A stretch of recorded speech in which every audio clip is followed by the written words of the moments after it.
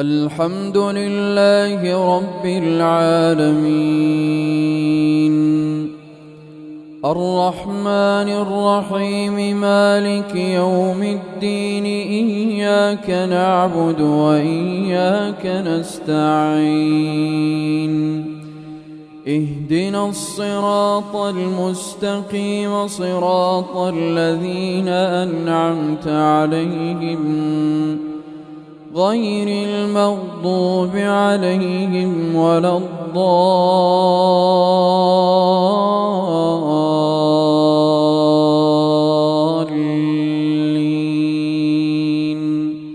آمين. ولئن شئنا لنذهبن بالذي أوحينا إليك ثم لا تجد لك به علينا وكيلا إلا رحمة من ربك إن فضله كان عليك كبيرا. قل لئن اجتمعت الإنس والجن على أن يأتوا بمثل هذا القرآن الإنس والجن على أن يأتوا بمثل هذا القرآن لا يأتون بمثله ولو كان بعضهم لبعض ظهيرا. ولقد صرفنا للناس في هذا القرآن من كل مثل فأبى أكثر الناس إلا كفورا. وقالوا لن نؤمن لك حتى تفجر لنا من الأرض ينبوعا أو تكون لك جنة من نخيل وعنب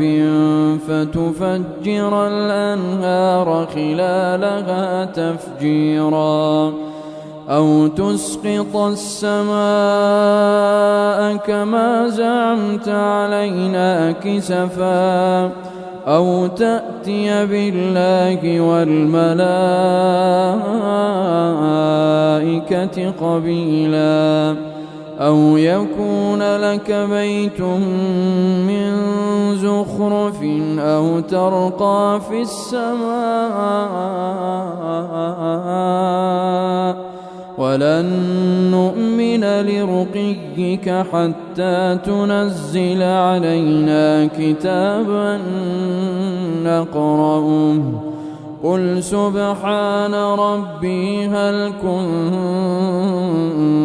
إلا بشرا رسولا. وما منع الناس أن يؤمنوا إذ جاءهم الهدى إلا أن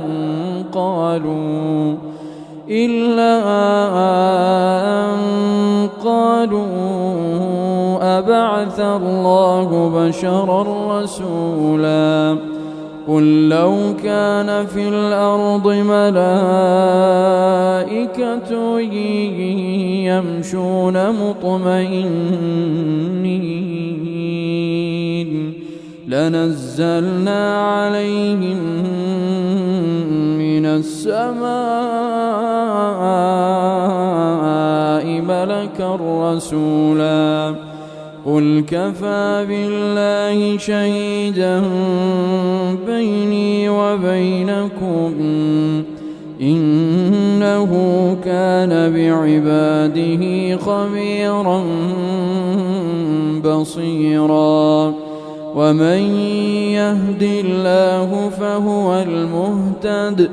ومن يضلل فلن تجد لهم أولياء من ونحشرهم يوم القيامة على وجوههم عميا وبكما وصما مأواهم جهنم كلما خبت زدناهم سعيرا ذلك جزاؤهم بأنهم كفروا بآياتنا وقالوا أئذا كنا عظاما ورفاتا أئنا لمبعوثون خلقا جديدا أولم يروا أن الله الذي خلق السماوات والأرض قادر على أن يخلق مثلهم وجعل لهم أجلا لا ريب فيه فأبى الظالمون إلا كفورا قل لو أنتم تملكون خزائن رحمة ربي إذا لأمسكتم خشية الإنفاق وكان الإنسان قتورا ولقد آتينا موسى 9 آيات بينات فاسأل بني إسرائيل إذ جاءهم فقال له فرعون إني لأظنك يا موسى مسحورا قال لقد علمت ما أنزل هؤلاء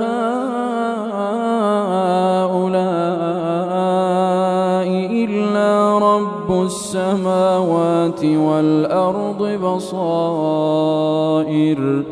وإني لأظنك يا فرعون مثبورا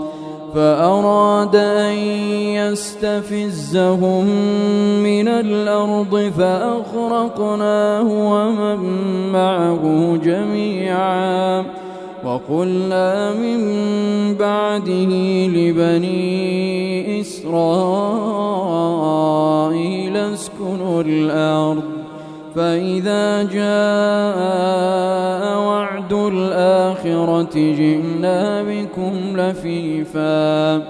وبالحق أنزلناه وبالحق نزل وما أرسلناك إلا مبشرا ونذيرا وقرآنا فرقناه لتقرأه على الناس على مكث ونزلناه تنزيلا قل آمنوا به أو لا تؤمنوا إن الذين أوتوا العلم من قبله إذا يتلى عليهم يخرون للأذقان سجدا ويقولون سبحان ربنا إن كان وعد ربنا لمفعولا ويخرون للأذقان يبكون ويزيدهم خشوعا قل ادعوا الله أو ادعوا الرحمن أيما تدعوا فله الأسماء الحسنى ولا تجهر بصلاتك ولا تخافت بها وابتغ بين ذلك سبيلا وقل الحمد لله الذي لم يتخذ ولدا